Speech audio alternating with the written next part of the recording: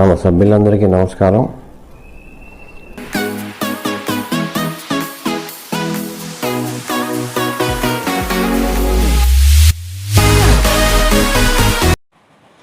Hi friends, this is Sahadev Varma.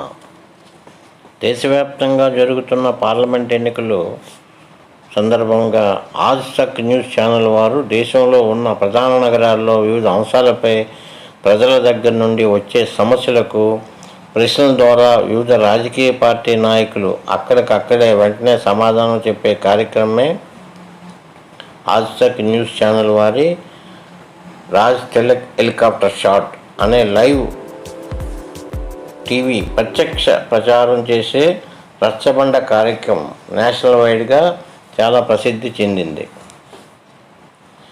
దానిలో భాగంగా అలహాబాద్లో జరిగిన ఈ ఆజ్ తక్ న్యూస్ ఛానల్ వారి లైవ్ కార్యక్రమంలో దేశంలో ప్రస్తుతం ప్రధానంగా హాట్ టాపిక్గా ఉన్న ఈపీఎస్ 95 పెన్షనర్ల సమస్యలపై చర్చలో భాగంగా ప్రగారాజ్ ఎన్ఏసీ తరపున రఘునందన్ సింగ్ గారు, మాకు కేవలం మినిమం పెన్షన్ 1000 రూపాయలే వస్తున్నది.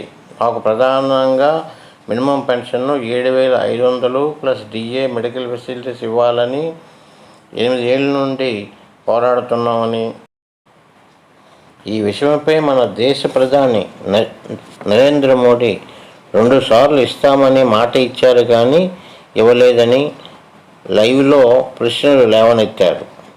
దీనిపై యాంకర్ మిసెస్ అంజనా ఓం ప్రకాష్ ప్రసాద్జీ గారు ఈ ప్రశ్నకు అక్కడ ఉన్న బీజేపీ నాయకులు మిస్టర్ రాకేష్ త్రిపాఠికి సమాధానం చెప్పాలని ఆజ్ తక్ న్యూస్ ఛానల్ టీవీ లైవ్లో దేశవ్యాప్తంగా ప్రసారం చేశారు.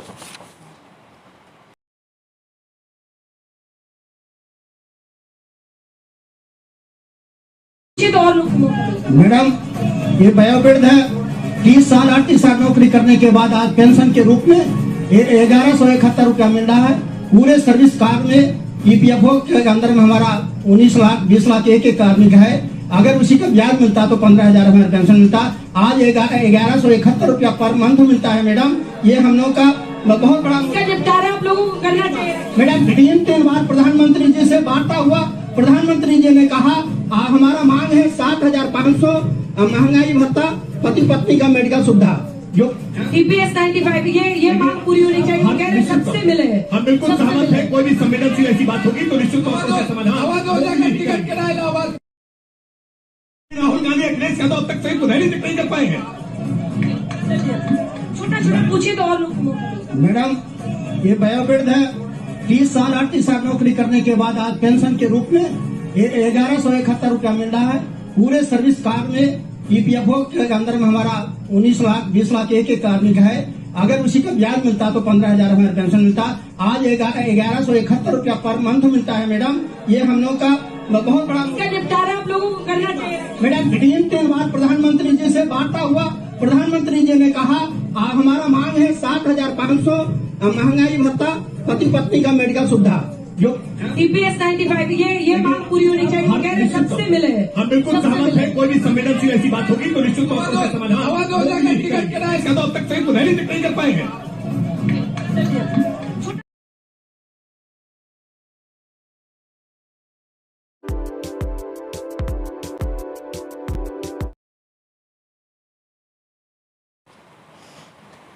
అదేవిధంగా రాయ్బరేలీ జిల్లాలో నియోజకవర్గంలో హెలికాప్టర్ షాట్ టీవీ లైవ్ ప్రోగ్రాంలో ఎన్ఏసీ తరపున మిస్టర్ హరీష్ శంకర్ ప్రధానమైన ఈపీఎస్ పెన్షనర్ల సమస్యలను లేవనెత్తారు.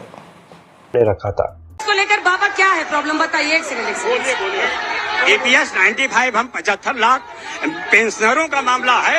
मोदी जी ने 2 बार गारंटी दिया कि हम आपको पेंशन देंगे और 820 रुपए कम से कम महीने में पेंशन मिल रहा है। आदमी जिंदा रहेगा मर जाएगा। पेंशन को लेकर इनकी ये हमें हरीश कितना मिल रहा है?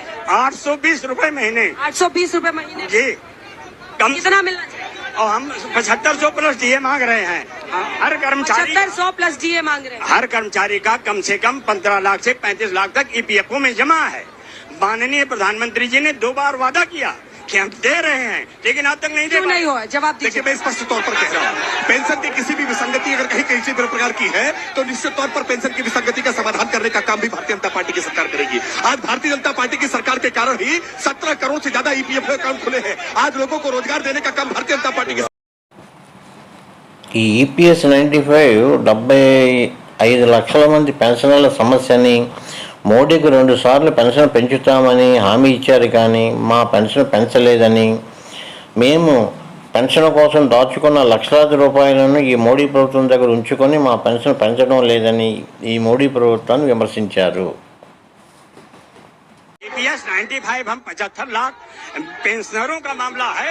मोदी जी ने 2 बार गारंटी दिया कि हम आपको पेंशन देंगे और 820 रुपए कम से कम महीने में पेंशन में।